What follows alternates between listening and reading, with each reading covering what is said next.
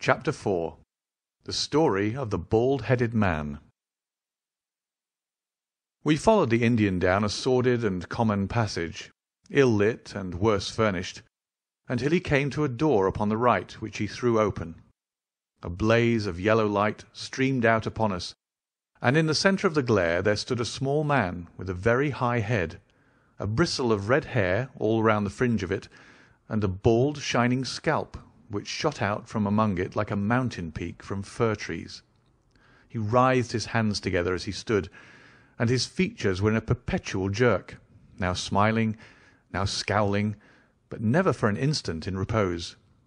Nature had given him a pendulous lip and a too visible line of yellow and irregular teeth, which he strove feebly to conceal by constantly passing his hand over the lower part of his face. In spite of his obtrusive baldness, he gave the impression of youth. In point of fact, he had just turned his 30th year. "Your servant, Miss Morstan," he kept repeating in a thin, high voice. "Your servant, gentlemen. Pray step into my little sanctum. A small place, miss, but furnished to my own liking.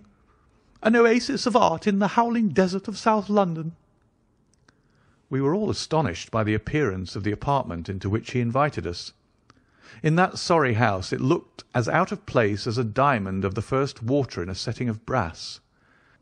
The richest and glossiest of curtains and tapestries draped the walls, looped back here and there to expose some richly mounted painting or oriental vase. The carpet was of amber and black, so soft and so thick that the foot sank pleasantly into it, as into a bed of moss. Two great tiger skins thrown athwart it increased the suggestion of Eastern luxury, as did a huge hookah which stood upon a mat in the corner. A lamp in the fashion of a silver dove was hung from an almost invisible golden wire in the centre of the room. As it burned, it filled the air with a subtle and aromatic odour. "Mr. Thaddeus Sholto," said the little man, still jerking and smiling. "That is my name. You are Miss Morstan, of course. And these gentlemen?" "This is Mr. Sherlock Holmes, and this is Dr. Watson." "Ah, Doctor, hey?" cried he, much excited. "Have you your stethoscope? Might I ask you, would you have the kindness? I have grave doubts as to my mitral valve. If you would be so very good. The aortic I may rely upon, but I should value your opinion upon the mitral." I listened to his heart as requested, but was unable to find anything amiss, save indeed that he was in an ecstasy of fear, for he shivered from head to foot. "It appears to be normal," I said. "You have no cause for uneasiness." "You will excuse my anxiety, Miss Morstan," he remarked airily. "I am a great sufferer, and I have long had suspicions as to that valve. I am delighted to hear that they are unwarranted. Had your father, Miss Morstan, refrained from throwing a strain upon his heart, he might have been alive now." I could have struck the man across the face, so hot was I at this callous and off-hand reference to so delicate a matter. Miss Morstan sat down, and her face grew white to the lips. "I knew in my heart that he was dead," said she. "I can give you every information," said he, "and what is more, I can do you justice, and I will too, whatever Brother Bartholomew may say. I am so glad to have your friends here, not only as an escort to you, but also as witnesses to what I am about to do and say. The three of us can show a bold front to Brother Bartholomew, but let us have no outsiders, no police or officials. We can settle everything satisfactorily among ourselves, without any interference. Nothing would annoy Brother Bartholomew more than any publicity." He sat down upon a low settee, and blinked at us inquiringly with his weak, watery blue eyes. "For my part," said Holmes, "whatever you may choose to say will go no further." I nodded to show my agreement. "That is well, that is well," said he.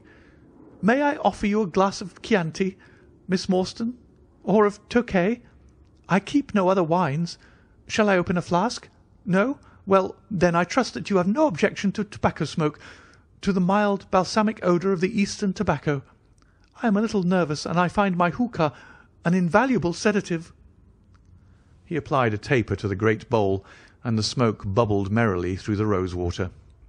We sat all three in a semicircle with our heads advanced and our chins upon our hands, while the strange, jerky little fellow, with his high shining head, puffed uneasily in the centre. "When I first determined to make this communication to you," said he, "I might have given you my address, but I feared that you might disregard my request and bring unpleasant people with you. I took the liberty, therefore, of making an appointment in such a way that my man Williams might be able to see you first. I have complete confidence in his discretion, and he had orders, if he were dissatisfied, to proceed no further in the matter. You will excuse these precautions, but I am a man of somewhat retiring, and I might even say refined tastes, and there is nothing more unaesthetic than a policeman. I have a natural shrinking from all forms of rough materialism. I seldom come in contact with the rough crowd. I live, as you see, with some little atmosphere of elegance around me. I may call myself a patron of the arts. It is my weakness. The landscape is a genuine Corot, and though a connoisseur might perhaps throw a doubt upon that Salvator Rosa, there cannot be the least question about the Bouguereau. I am partial to the modern French school." "You will excuse me, Mr. Sholto," said Miss Morstan, "but I am here at your request to learn something which you desire to tell me. It is very late, and I should desire the interview to be as short as possible." "At the best it must take some time," he answered, "for we shall certainly have to go to Norwood and see Brother Bartholomew. We shall all go and try if we can get the better of Brother Bartholomew. He is very angry with me for taking the course which has seemed right to me. I had quite high words with him last night. You cannot imagine what a terrible fellow he is when he's angry." "If we're to go to Norwood, it would perhaps be as well to start at once," I ventured to remark. He laughed until his ears were quite red. "That would hardly do," he cried. "I don't know what he would say if I brought you in that sudden way. No, I must prepare you by showing you how we all stand to each other. In the first place, I must tell you that there are several points in the story of which I am myself ignorant. I can only lay the facts before you as far as I know them myself. My father was, as you may have guessed, Major John Sholto, once of the Indian Army. He retired some 11 years ago and came to live at Pondicherry Lodge in Upper Norwood. He had prospered in India and brought back with him a considerable sum of money, a large collection of valuable curiosities, and a staff of native servants. With these advantages he bought himself a house, and lived in great luxury. My twin brother Bartholomew and I were the only children. I very well remember the sensation which was caused by the disappearance of Captain Morstan. We read the details in the papers, and, knowing that he had been a friend of our father's, we discussed the case freely in his presence. He used to join in our speculations as to what could have happened. Never for an instant did we suspect that he had the whole secret hidden in his own breast, that of all men he alone knew the fate of Arthur Morstan. We did know, however, that some mystery, some positive danger, overhung our father. He was very fearful of going out alone, and he always employed 2 prize-fighters to act as porters at Pondicherry Lodge. Williams, who drove you tonight, was one of them. He was once lightweight champion of England. Our father would never tell us what it was he feared, but he had a most marked aversion to men with wooden legs. On one occasion he actually fired his revolver at a wooden-legged man, who proved to be a harmless tradesman canvassing for orders. We had to pay a large sum to hush the matter up. My brother and I used to think this is a mere whim of my father's, but events have since led us to change our opinion. Early in 1882, my father received a letter from India, which was a great shock to him. He nearly fainted at the breakfast table when he opened it, and from that day he sickened to his death. What was in the letter we could never discover, but I could see as he held it that it was short and written in a scrawling hand. He had suffered for years from an enlarged spleen, but he now became rapidly worse, and towards the end of April we were informed that he was beyond all hope, and that he wished to make a last communication to us. When we entered his room, he was propped up with pillows and breathing heavily. He besought us to lock the door, and to come upon either side of the bed. Then, grasping our hands, he made a remarkable statement to us. In a voice which was broken as much by emotion as by pain, I shall try and give it to you in his own very words. "I have only one thing," he said, "which weighs upon my mind at this supreme moment. It is my treatment of poor Morstan's orphan. The cursed greed which has been my besetting sin through life has withheld from her the treasure, half at least of which should have been hers, and yet I have made no use of it myself. So blind and foolish a thing is avarice. The mere feeling of possession has been so dear to me that I could not bear to share it with another. See that chaplet dipped with pearls beside the quinine bottle? Even that I could not bear to part with, although I had got it out with the design of sending it to her. You, my sons, will give her a fair share of the Agra treasure, but send her nothing, not even the chaplet, until I am gone. After all, men have been as bad as this, and have recovered. I will tell you how Morstan died," he continued.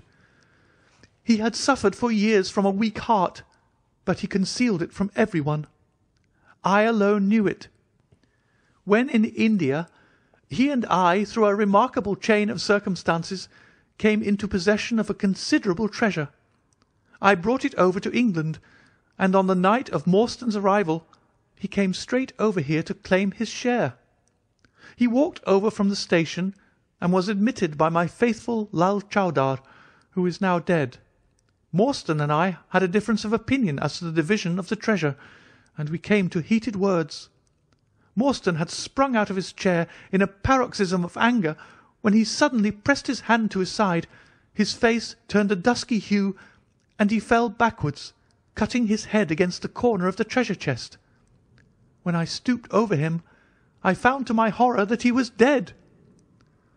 For a long time I sat half distracted, wondering what I should do. My first impulse was, of course, to call for assistance, but I could not but recognize that there was every chance that I would be accused of his murder. His death at the moment of a quarrel, and the gash in his head, would be black against me. Again, an official inquiry could not be made without bringing out some facts about the treasure, which I was particularly anxious to keep secret. He had told me that no soul upon earth knew where he had gone. There seemed to be no necessity why any soul ever should know. I was still pondering over the matter, when, looking up, I saw my servant Lal Chowdar in the doorway. He stole in and bolted the door behind him. "Do not fear, Sahib," he said. "No one need know that you have killed him. Let us hide him away, and who is the wiser?" "I did not kill him," said I. Lal Chowdar shook his head and smiled. "I heard it all, Sahib," said he. "I heard you quarrel, and I heard the blow. But my lips are sealed. All are asleep in the house. Let us put him away together." That was enough to decide me. If my own servant could not believe my innocence, how could I hope to make it good before 12 foolish tradesmen in a jury box? Lal Chowdar and I disposed of the body that night, and within a few days the London papers were full of mysterious disappearance of Captain Morstan. You will see from what I say that I can hardly be blamed in the matter. My fault lies in the fact that we concealed not only the body, but also the treasure, and that I have clung to Morstan's share as well as to my own. I wish you, therefore, to make restitution. Put your ears down to my mouth. The treasure is hidden in—" At this instant a horrible change came over his expression. His eyes stared wildly, his jaw dropped, and he yelled in a voice which I can never forget, "Keep him out! For Christ's sake, keep him out!" We both stared round at the window behind us, upon which his gaze was fixed. A face was looking in at us out of the darkness. We could see the whitening of the nose where it was pressed against the glass. It was a bearded, hairy face, with wild, cruel eyes and an expression of concentrated malevolence. My brother and I rushed towards the window, but the man was gone. When we returned to my father, his head had dropped and his pulse had ceased to beat.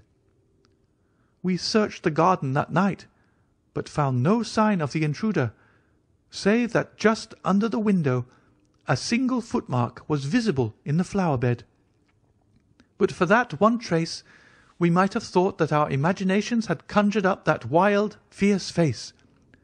We soon, however, had another and a more striking proof that there were secret agencies at work all round us. The window of my father's room was found open in the morning. His cupboards and boxes had been rifled, and upon his chest was fixed a torn piece of paper with the words, "The sign of the 4" scrawled across it. What the phrase meant, or who our secret visitor may have been, we never knew. As far as we can judge, none of my father's property had been actually stolen, though everything had been turned out. My brother and I naturally associated this peculiar incident with the fear which haunted my father during his life, but it is still a complete mystery to us. The little man stopped to relight his hookah and puff thoughtfully for a few moments. We had all sat absorbed, listening to his extraordinary narrative. At the short account of her father's death, Miss Morstan had turned deadly white, and for a moment I feared that she was about to faint. She rallied, however, on drinking a glass of water which I quietly poured out for her from a Venetian carafe upon the side table. Sherlock Holmes leaned back in his chair with an abstracted expression and the lids drawn low over his glittering eyes.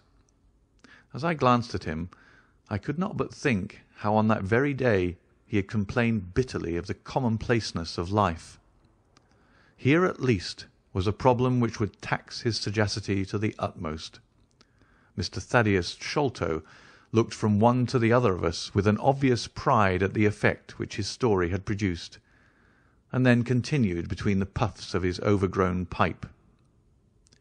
"My brother and I," said he, "were, as you may imagine, much excited as to the treasure which my father had spoken of.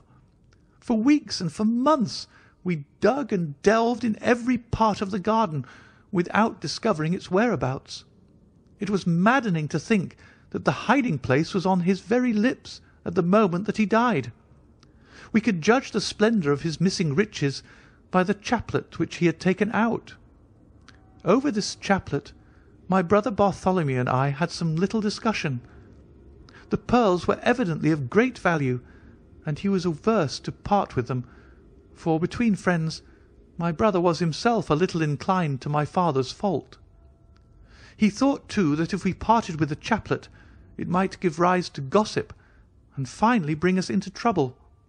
It was all that I could do to persuade him to let me find out Miss Morstan's address, and send her a detached pearl, at fixed intervals, so that at least she might never feel destitute." "It was a kindly thought," said our companion earnestly. "It was extremely good of you." The little man waved his hand deprecatingly. "We were your trustees," he said. "That was the view which I took of it, though brother Bartholomew could not altogether see it in that light. We had plenty of money ourselves. I desired no more. Besides, it would have been such bad taste to have treated a young lady in so scurvy a fashion. Le mauvais goût mène au crime. The French have a very neat way of putting these things. Our difference of opinion on this subject went so far that I thought it best to set up rooms for myself. So I left Pondicherry Lodge, taking the old Khitmutgar and Williams with me. Yesterday, however, I learn that an event of extreme importance has occurred. The treasure has been discovered. I instantly communicated with Miss Morstan, and it only remains for us to drive out to Norwood and demand our share." I explained my views last night to Brother Bartholomew, so we shall be expected, if not welcome, visitors." Mr. Thaddeus Sholto ceased, and sat twitching on his luxurious settee. We all remained silent, with our thoughts upon the new development which the mysterious business had taken. Holmes was the first to spring to his feet. "You have done well, sir, from first to last," said he. "It is possible that we may be able to make you some small return by throwing some light upon that which is still dark to you. But, as Miss Morstan remarked just now, it is late, and we had best put the matter through without delay." Our new acquaintance very deliberately coiled up the tube of his hookah, and produced from behind a curtain a very long, befrogged topcoat, with astrakhan collar and cuffs. This he buttoned tightly up in spite of the extreme closeness of the night, and finished his attire by putting on a rabbit-skin cap with hanging lappets which covered the ears, so that no part of him was visible save his mobile and peaky face. "My health is somewhat fragile," he remarked, as he led the way down the passage. "I am compelled to be a valetudinarian." Our cab was awaiting us outside, and our programme was evidently prearranged, for the driver started off at once at a rapid pace. Thaddeus Sholto talked incessantly, in a voice which rose high above the rattle of the wheels. "Bartholomew is a clever fellow," said he. "How do you think he found out where the treasure was? He had come to the conclusion that it was somewhere indoors. So he worked out all the cubic space of the house and made measurements everywhere, so that not 1 inch should be unaccounted for. Among other things, he found that the height of the building was 74 feet, but on adding together the heights of all the separate rooms, and making every allowance for the space between, which he ascertained by borings, he could not bring the total to more than 70 feet. There were 4 feet unaccounted for. These could only be at the top of the building. He knocked a hole, therefore, in the lath and plaster ceiling of the highest room, and there, sure enough, he came upon another little garret above it, which had been sealed up and was known to no one. In the centre stood the treasure chest, resting upon 2 rafters. He lowered it through the hole, and there it lies. He computes the value of the jewels at not less than 500,000 sterling. At the mention of this gigantic sum we all stared at one another open-eyed. Miss Morstan, could we secure her rights, would change from a needy governess to the richest heiress in England. Surely it was the place of a loyal friend to rejoice at such news. Yet I am ashamed to say that selfishness took me by the soul, and that my heart turned as heavy as lead within me. I stammered out some few halting words of congratulation, and then sat downcast with my head drooped, deaf to the babble of our new acquaintance.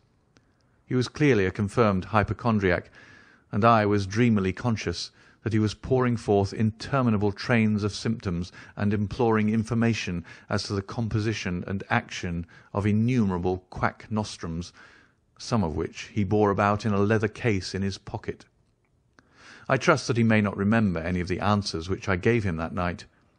Holmes declares that he overheard me caution him against the great danger of taking more than 2 drops of castor oil, while I recommended strychnine in large doses as a sedative.